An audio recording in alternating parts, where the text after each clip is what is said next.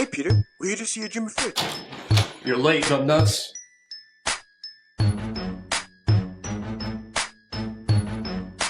So I'm no certified fitness instructor yet, so funds are a little low, but I got the essentials. Check it out.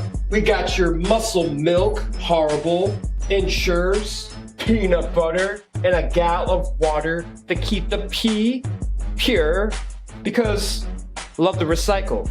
No shame. No shame. So what does your diet consist of? What's a diet? Sounds foreign.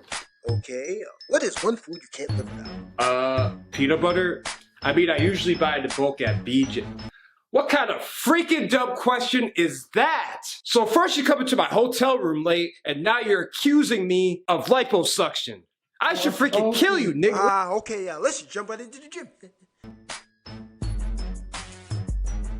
Squat or bench? Both. Cardio or stretching? Nah. One thing you love about the gym? Bros can be bros. One thing you hate about the gym?